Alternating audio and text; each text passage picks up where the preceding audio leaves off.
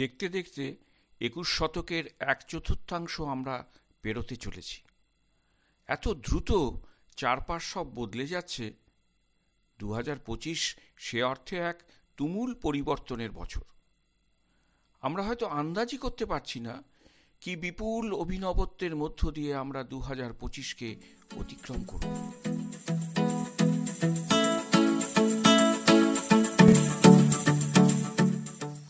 বিশ্বের দিকে নজর করলে আমরা বহুদা পট পরিবর্তনের এক ছবি দেখি।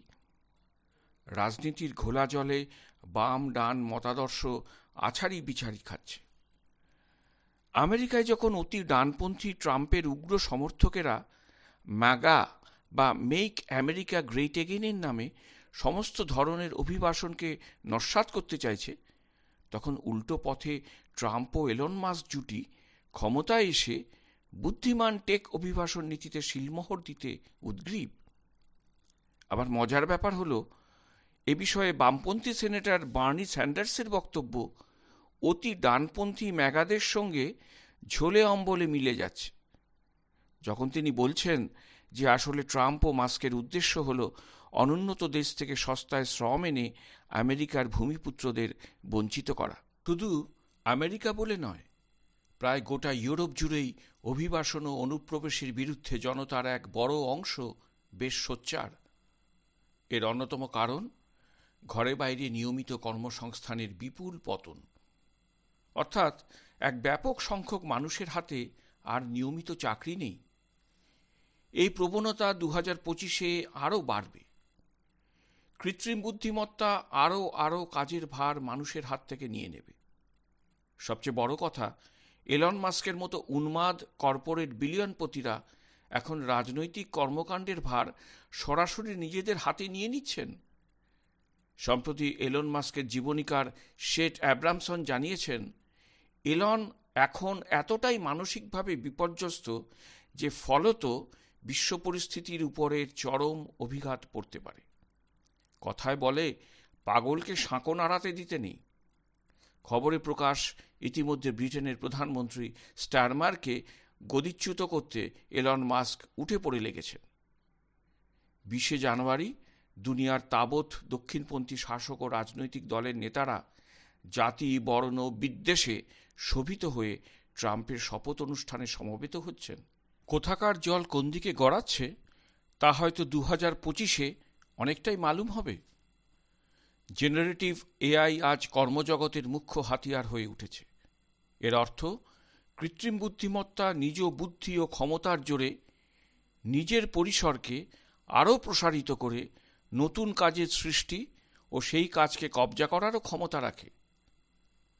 ২০২৫-এ আমরা প্রবেশ করব এজেন্টিক এআই এর গভীর পরিসরে। এই এজেন্টিক এআই এর বৈশিষ্ট্য হল ১. স্বশাসন, অর্থাৎ নিয়মিত মনুষ্য সংযোগ বিনা কৃত্রিম বুদ্ধিমত্তার কাজ চালিয়ে নেওয়ার সক্ষমতা। ২. মানিয়ে চলা, অর্থাৎ স্বশিক্ষার মাধ্যমে কৃত্রিম বুদ্ধিমত্তা অ্যালগরিদমকে প্রয়োজনানুসারে নতুনভাবে সংজ্ঞায়িত করতে পারবে। ৩. তার কাজের স্পষ্ট উদ্দেশ্য থাকবে। সর্বোপরি এই এজেন্টিক এআইয়েরা অন্যান্য ডিজিটাল ব্যবস্থার সঙ্গে কাজের সম্পর্ক গড়ে তুলতেও পারদর্শী। আদপে এদের উত্থান অসীম আবিষ্কারের এক ডিজিটাল প্রজাতি হিসেবে, যার একটি মন আছে, an infinite inventor with a mind. নতুন এই ডিজিটাল প্রজাতির ক্ষমতা এই সভ্যতাকে কোথায় নিয়ে যেতে পারে তা আমরা আজ বিন্দুমাত্র আন্দাজ করতে পারি না। ইতিমধ্যেই ভারতীয় অর্থনীতিতে পরিষেবা ক্ষেত্র মূল্য ও সম্পদ সৃষ্টিতে সিংহভাগ অধিকারী হয়ে উঠেছে। ২০২৪ সালের নভেম্বরে পরিষেবার রপ্তানি ম্যানুফ্যাকচারিং ক্ষেত্রের রপ্তানিকে ছাপিয়ে $৩৫.৭ বিলিয়ন পৌঁছেছে। এর মধ্যে সফটওয়্যার পরিষেবার ভাগ সবথেকে বেশি, ৪৭%। আর ২-১ বছরের মধ্যেই অনুমান পরিষেবা ক্ষেত্রের রফতানি $১ ট্রিলিয়ন ছাড়িয়ে যাবে। বলাই বাহুল্য, কৃত্রিম বুদ্ধিমত্তার ভূমিকা এখানে অপরিসীম। ম্যানুফ্যাকচারিং ক্ষেত্র নয়, পরিষেবা ক্ষেত্রের বিকাশের মধ্য দিয়েই ভারতীয় অর্থনীতির আগামী যাত্রাপথ। আর এই পরিষেবার কাজের অধিকাংশই এজেন্টিক এআই নিয়ে নিতে সক্ষম? তাহলে ভারতীয় অর্থনীতিও কি 2025-এ আরও বেশি নিয়মিত কর্মসংকোচনের সম্মুখীন? যদিও গত 10ই জানুয়ারি রাষ্ট্রপুঞ্জ প্রকাশিত একটি প্রতিবেদনে 2025-এ ভারতের বৃদ্ধি 6.6% হারে হবে বলে জানানো হয়েছে, কিন্তু এটা মনে রাখতে হবে, কৃত্রিম বুদ্ধিমত্তার এই যুগে বৃদ্ধির হারের সঙ্গে কর্মসংস্থানের সরাসরি কোনো সম্পর্ক নেই। হয়তো কিছু ক্ষেত্রে কর্মনিয়োজন বাড়বে, কিছু ক্ষেত্রে কমবে, কিন্তু এটা এক প্রকার নিশ্চিত যে নিয়মিত কর্মসংস্থানের সেই সব দিন ধীরে ধীরে অস্তপ্রায়।